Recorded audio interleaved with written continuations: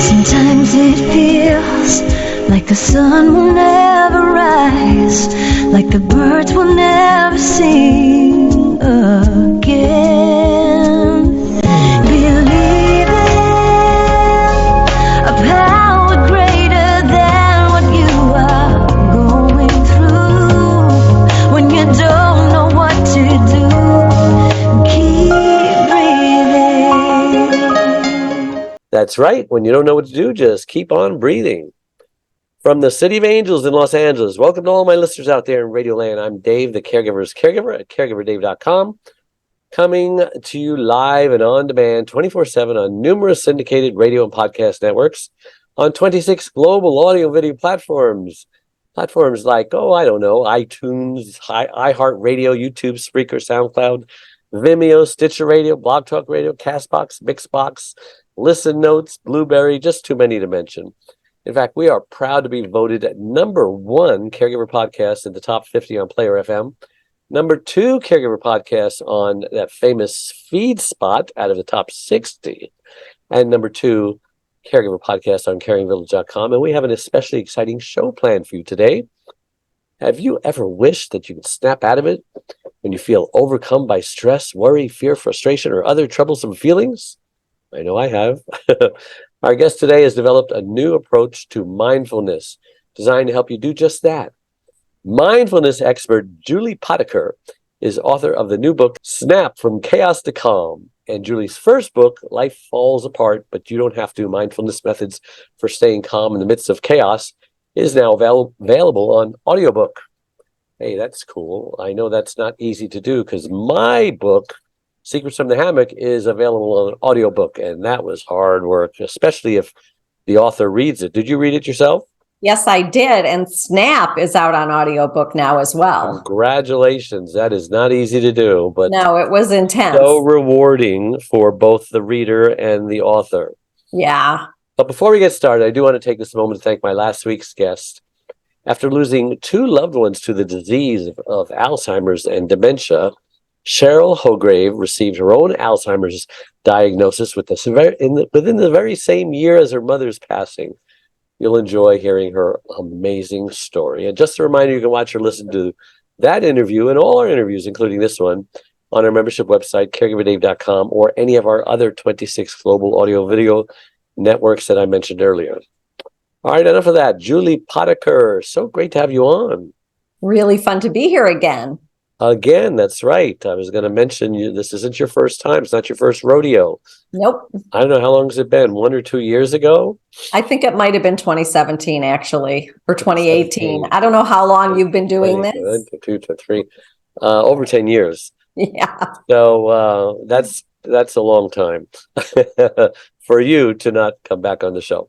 So I always like to ask my guests, just who is Julie Potiker and why was she placed on this earth? Wow. I'm a mom, a wife, a daughter, although my parents are now both gone. I still am a daughter, a sister, a teacher. I think I was placed on this earth to help alleviate suffering. Suffering. Well, there's quite everybody's share of suffering. Is it possible to have a suffering-free life? Not if you're human, no. Okay, so you're just to alleviate. I'm trying. Not to eliminate. No. No, I'm alleviating suffering one human at a time. That's what I'm trying to do. And that's the best way. It's gratifying. Well, of course it is, yes. So I understand that you got something called the SNAP method, and I'm wondering why you created it. And I also understand that you were showing severe stress symptoms yourself. So tell us all about that. So back in the day when I had 3 teenagers who are now 28, and 32. Twins? Yeah. So when the twins were in middle school and their brother was in high school and everybody was, perhaps age appropriately bad teenagers, And they all had learning issues, ADHD. And so schoolwork wasn't easy and they just didn't really dig it anyway. I was completely losing it. And also my parents were getting on in years and my mom had health issues. And I was that like typical sandwich generation trying to keep all my balls in the air. And of course, the balls fell. And I ended up going to a neurologist, worried that maybe I had a brain tumor or something going on in my head because my thoughts were scattered, my words were garbled, my concentration was shot, and it turned out that I was suffering from stress. And so he recommended mindfulness-based stress reduction, which is a very solid, old 8-week curriculum developed in 1979 by John Kabat-Zinn. I took it and it was the doorway in to all the other trainings and teachings that I then did. Eventually, some years later, I'm giving you the executive summary here, becoming a mindful self-compassion teacher. That 8-week curriculum created by Chris Germer and Kristen Neff was the curriculum that was magic for me, that was transformative for me. And then they did a teacher training and I was in the first cohort of teachers.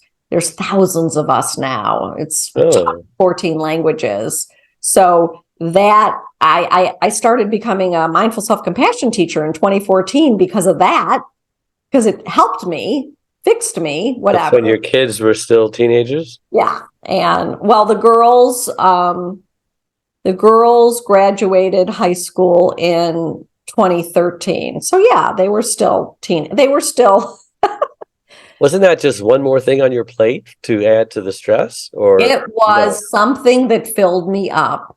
Okay. I used to be an attorney. I really am interested in education. I like being a student. And so the neuroscience classes, interpersonal neurobiology course, the experience-dependent neuroplasticity from Rick Hansen, that training enabled me to teach people how to rewire their brains for happiness and resilience, which is what I did for myself. And he became my mentor. So it's all, yes, I added stuff to my plate, but it was stuff that nourished me. It was good stuff. It was vegetables, protein. Yeah. Things you needed. It was things were lacking. And it gave me a calling. I didn't have this calling before. Oh. At a purpose now, besides being a parent. Right. Cool. Well, there's a lot of strong evidence behind how mindfulness affects the brain. I mean, I didn't always know about mindfulness. I think you might have been one of the first guests that turned me on to it. And I started asking people, have you heard of this thing called mindfulness? Oh, yeah. It's like I was the stupid one in the crowd who didn't know. Can you explain how we can rewire our brains for Sure. Peace, and even happiness? Sure. It's so easy. So Dave, anytime you feel happy, anytime, for whatever reason, if you let that happiness fill you in for a couple breaths, you're enriching it and absorbing it. You're creating a new neural bridge in your brain, a new neural pathway, because what wires together fires together. So what do you mean? Like if I'm happy, you want me to just soak it in, breathe it in, don't let it leave? Yeah, don't waste it. Don't let it go. Don't savor it like a good steak. Exactly. Don't let it, if you eat red meat, right. Don't let it fly out of your head like a sieve, like a colander. So how I teach that is, that's a beautiful sunset. What's for dinner? No, that's a beautiful sunset. Wow, look at those colors. That's amazing. Boom, you've done it. So it doesn't. Yes, and I just came from a place that had a beautiful sunset every single night that I don't normally get to see. And yeah, we just took it in. We just stared at it and watched it transform before our eyes. So every time you did that, you created a new neural pathway, and all those happy pathways end up pruning out the negative. So you know how like you worry and ruminate because you're a primate and that's what we're wired to do? It is. We shouldn't beat ourselves up over it. That's what we're wired to do. So your default mode network is like your wandering mind when you're not on a task. Mm-hmm. And that can be a negative place because you're a primate.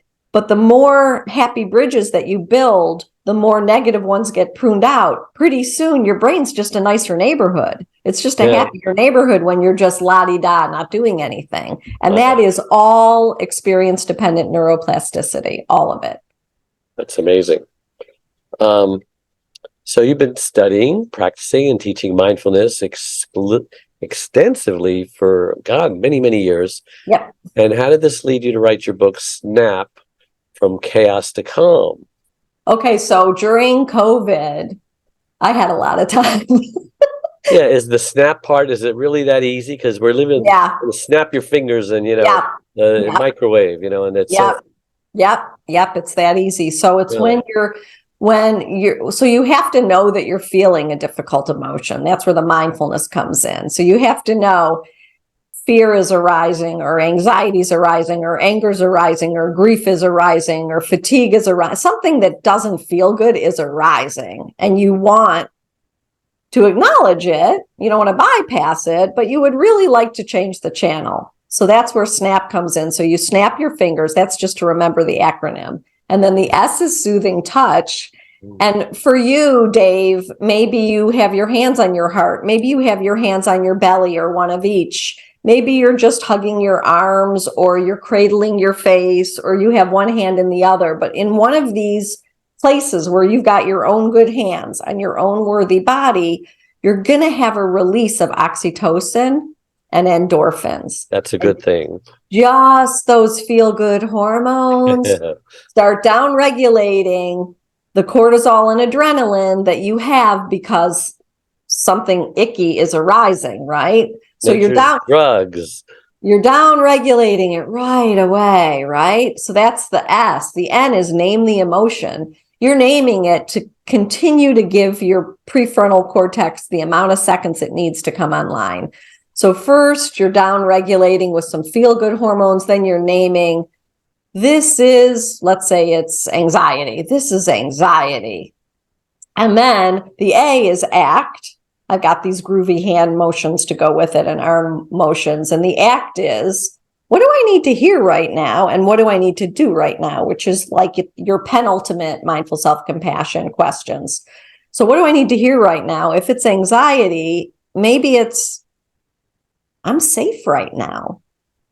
Actually looking around, this doesn't feel good, but I'm not in any danger.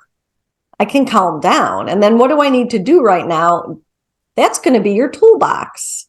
And so it'll depend what's available. If you're in your car, you can't take a bath, right? But if you're home and you're not actively caregiving, maybe you want to take a bath. Or maybe you want to play a tune that makes you feel good, or call a friend, or grab a glass of water, or whatever it is from your 35 things that you do, even looking outside or taking a walk. That's all in the act, grab bag of toolbox. And then the P is praise. And for me, it's good job, Julie. You used your practice. Thank your teachers, thank the universe. If you're a particularly religious person of any flavor, that's the perfect praise time to thank your deity. And that really folds you into gratitude, which of course is a big mental health and well-being benefit. So SNAP's just this like perfect little package. SNAP, soothing touch, name the emotion, act, and praise.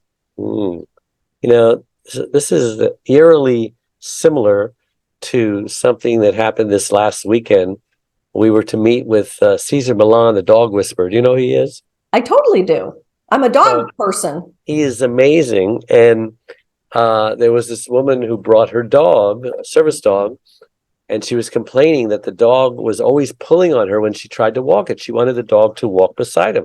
This guy is amazing. I mean, I think he's a dog in a person's body. And he just looks at the dog and he looks at her, because she's a bodybuilder, and she's just very muscular. And he says, I can tell right away, you're tense. I can see the muscles just pulsating in your neck and in you're very stressed. She goes, yes, I am. I'm always stressed out. He says, well, you're stressing your dog out.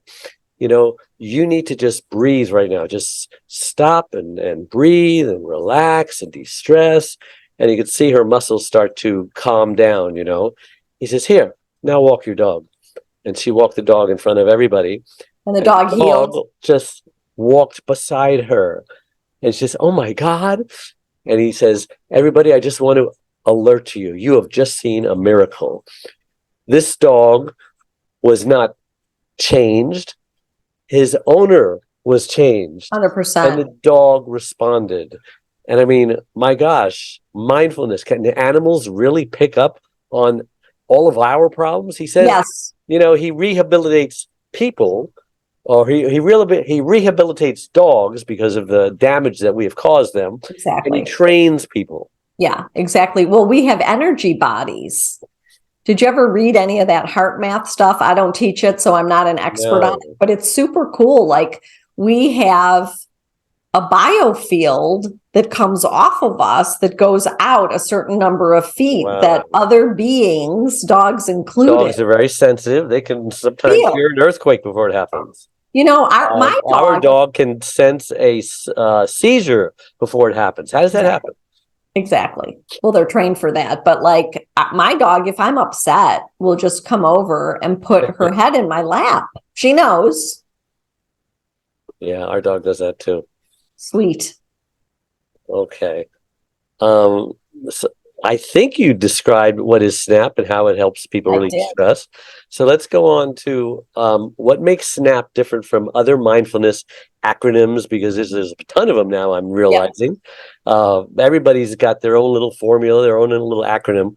Why is SNAP different from other people's, for example, RAIN? Yeah. So I talk about RAIN a lot in my first book, and I taught RAIN until I developed SNAP. And remind us what RAIN means first. Oh yeah, it's recognize that you're having the emotion, allow it to be there, investigate why it's there, and then either not identify or nourish. That got changed through the years. So that was created in the 80s by Wendy McDonald. I'm almost 100% sure. And then Tara Brach popularized it. And she's an unbelievably fantastic teacher. So I learned it from her and I really liked it. And then I realized that I was always doing soothing touch. Soothing touch needed to be first because you wanted your body to release those hormones. And I don't think in the 80s they even knew that happened, right? And so really SNAP's kind of an update to all the acronyms because it's really the brain science. I mean, RAIN had you labeling the emotion so that you could get your prefrontal cortex online, but I don't even know if they knew when RAIN was created how many seconds it took for your prefrontal cortex, which is behind your forehead, to come online to make a more skillful response. I don't think they knew any of that. They just kind of knew, like when we were kids, count to 10 before you respond. Yeah. They knew you'd make a better response, but they didn't know why. So let's review SNAP. Give me the acronym for SNAP again. Soothing touch, name the emotion, act, and praise. So, and just remember that the act is your toolbox. That's what do I need to hear? And you tell it to yourself. And what do I need to do? And the what do I need to do piece, you develop that over the course of your lifetime because you know what makes you happy. You know what brings you joy. And then every single night when you write in your gratitude journal, which you must do, 100%, especially if you're a caregiver, you cannot leave this piece out. You can write, what did I enjoy today? What am I grateful for today? And if you had a terrible caregiving day, which I have certainly in my lifetime had many of, right? Horrible. You're thinking, this was a dumpster fire of a day. What the hell could there be a moment I enjoyed? And then you really have to rack your brain and you know what? I really enjoyed my coffee this morning, or I really enjoyed that cashier or that nurse or that orderly smiled at me and asked me how I was doing. I really had a good moment with some human or with my pet. And you write that down. And then what am I grateful for today? It could be that same thing, that you had that same interchange of human connection and love, right? Yeah. And then every day that you're going to be asked, that you're going to ask yourself that question each night. You're looking for them. So you're looking for it. Yeah. And then you find moments in a terrible day that are actually enjoyable, and you feel grateful for that. And it's an upward spiral. You find those sunsets and you hang on to them. Yeah, you hang on to anything good you can. Yeah. My wife and I just got back from Acapulco, 2 wonderful weeks with the family. And as I mentioned, but the airport experience getting there was a nightmare. Oh, yeah. We missed 2 planes because of circumstances beyond our control. An Uber driver who showed up 45 minutes late, never take an Uber to the airport. And other things, construction at Tom Bradley Airport, which means they put you on a bus from one terminal to another. It was just a nightmare. And we didn't get to Acapulco until like 24 hours later. So we stayed in the airport for 24 hours. Brutal. And so, but we were positive about it. It says, we're going through this. We must have, the wherewithal to get through this. Yeah. It's all going to be worth it all. And it was. And then when it was time to leave, we were praying a positive airport experience. Everyone else had a positive Of course, when we got there, the dog's certificate had expired 1 day ago. It was only good for 14 days. It was the 15th day. Oh, no. That just started the whole process all over again. We missed another flight. We couldn't get another one until the following day. Oh, no. And praise God that the good friend where we were staying in Mexico, she had her vet fill out another certificate without even seeing our dog. What are the odds of that happening? She rushed it over to the airport.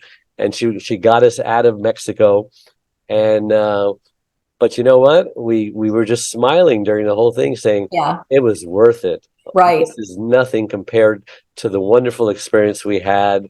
Right. And not everybody can do that. Even the kids were saying, "Oh my God, you guys are amazing. You are so positive and so patient. I don't know if I could have done that, But they could if they practice. So practice makes perfect, huh? Well, another thing, I'm 69 years old. They're only like in their 40s. I don't know if I was that way in my 40s. I mean, sometimes you just got to learn this stuff through the hard knocks of life, no? Right. Definitely. Right. Our son got married 10 days ago. What's today? Tuesday. So like maybe 9 days ago, he got married last weekend. Not the weekend that we just had 2 days ago, but the weekend before.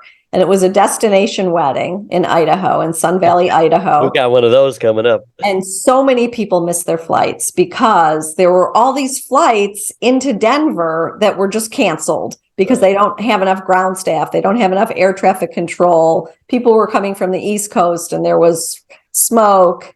My sister coming from Miami. I mean, it was amazing that people all got there.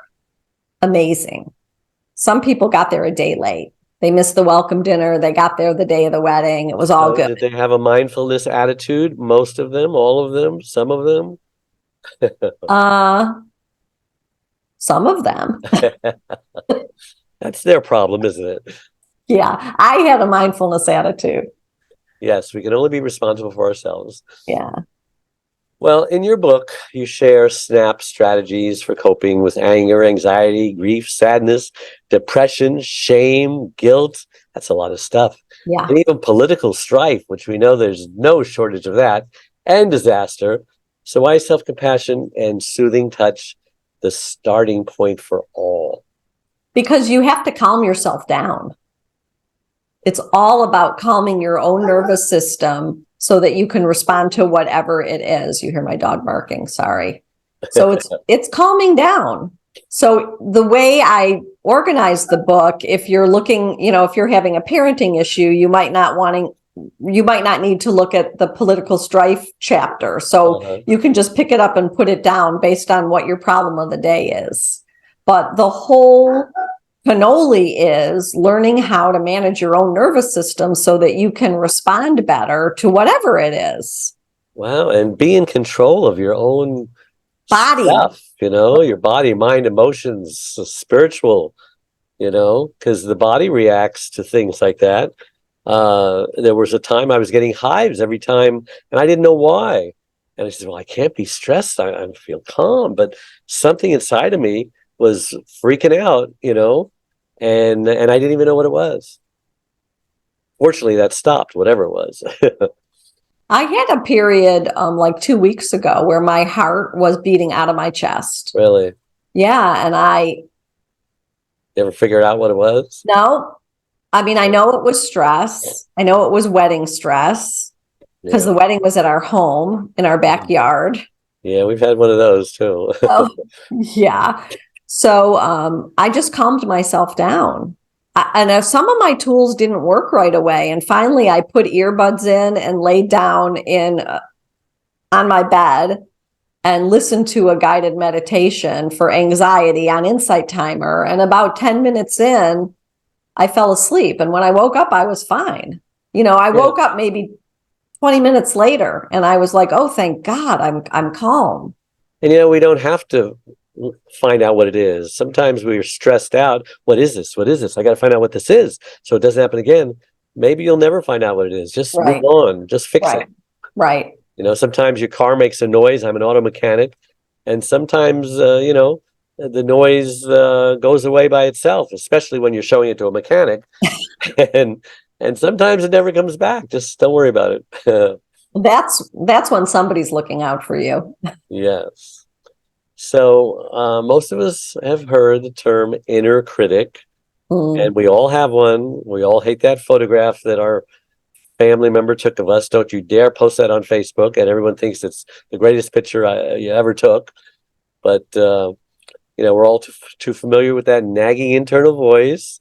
So it's your first book. You recommended calling yourself sweetie or some other term of endearment, but you have a more colorful term for that inner critic. What is it, and how can we silence it? Well, I call my inner critic my inner bitch. Yeah. And there's an exercise in the first book that's from the Mindful Self-Compassion curriculum where you really figure out who is that voice. Oh my gosh, the dogs are barking. Sorry. I can't hear them. Don't worry about it. Okay. Who is that voice? What is that voice trying to do for you? Because it's the voice of a primary caregiver from your early childhood. And usually that primary caregiver is trying to keep you safe or not have you embarrass yourself or whatever it is, raise the bar, and you've internalized that. And then as you grow up, the voice gets harsh and not helpful. Bitchy. So it's bitchy. So so in the writing exercise, you pick something simple like, I wish I exercised more. And then you write a letter from your inner critical voice, lazy fat ass, get up off the couch. And then you write a letter from your compassionate voice, which everybody has. It's the voice that you would use if your dearest friend had the same issue. You would never say to your dearest friend, lazy fat ass, get up off the couch. You wouldn't have a friend, right? You don't talk to your friends like you talk to yourself, or you'd just be alone. Right. So you find that compassionate voice, and then you write the letter to yourself. And mine was something like, it's in the book, it's in my first book, but it was something like, sweetheart, I care about you. I want you to exercise because I know it'll help you to feel better. You look fine, but you'll feel better and be healthier. And I want you to live a long, healthy life. Now that tone and content is so much more motivating that you might actually get your ass on the Peloton bike if you talk to yourself like that. So that's the inner critic. So then you retire your inner critic. You say, thank you. You can step down. I've got this now. Cool. Yeah. Well, you write about having compassion for ourselves as well as the world, and letting our hearts radiate love outward, what you call a bust your bras state of being. As a guy, I can't relate to that. No, you cannot. But how can we, I know in the 70s they used to burn their bras, but how can we get in touch with our compassion?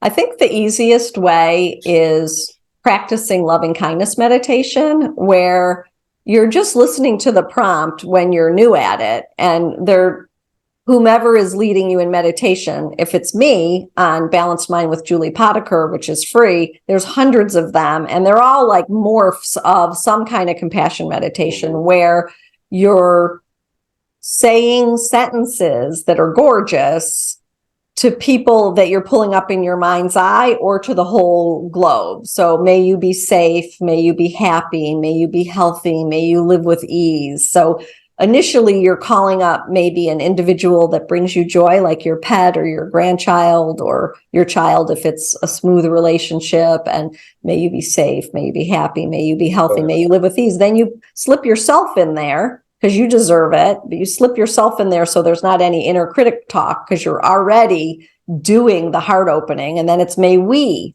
be safe, may we be happy, may we be healthy. And then you add in friends, family, the planet, all sentient beings, the trees, the animals, the ocean. You know, I mean, you can go wild with it. And it's love. It's love in on your in breath, and it's love out on your out breath. Wow. Julie, what an amazing show. I can't believe how fast our time has gone today. Thanks so much for coming on. And how can our listeners reach you, find out more about you, what you do, maybe read your books or send an email? My website. It's a one-stop shop.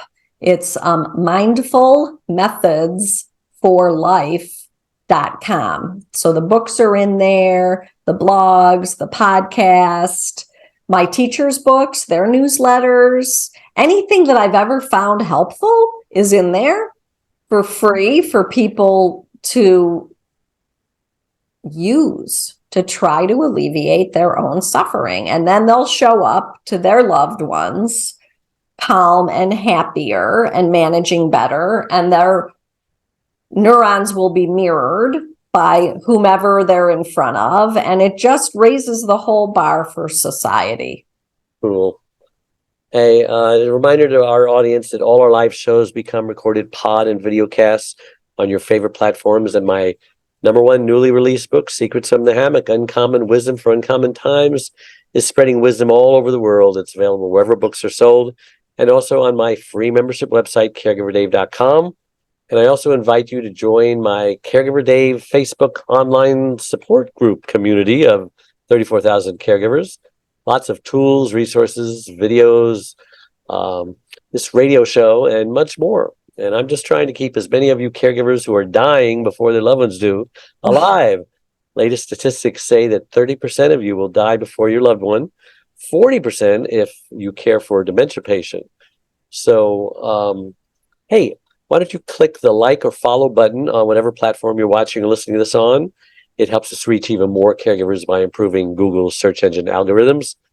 So again, thank you to all my listeners out there, and thank you, Julie, all over the world for tuning in every Wednesday and making us the #1 caregiver podcast and radio show on the internet. So until next week, same time, same channel, may God richly bless you all. Bye-bye. I'm Dave Nasani. My 4th book, Secrets from the Hammock, Uncommon Wisdom for Uncommon Times, is a #1 bestseller on Amazon. As a young boy, I was told I possessed an unusual amount of wisdom for my age. As a young man, I found myself counseling friends and older family members whenever they needed answers to their problems. Then at 21, I read the Bible for the very first time and learned how King Solomon asked God for wisdom instead of riches, yet he received both. I was so impressed that I too asked God for wisdom. Soon after, I discovered when lying on my hammock, I would receive wisdom from God.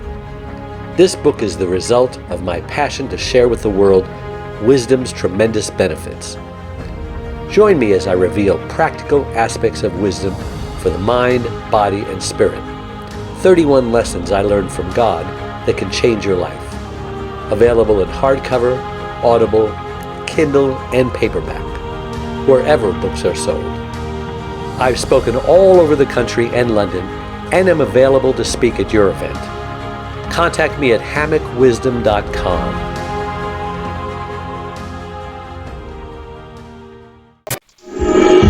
Sometimes it feels like the sun will never rise, like the birds will never sing.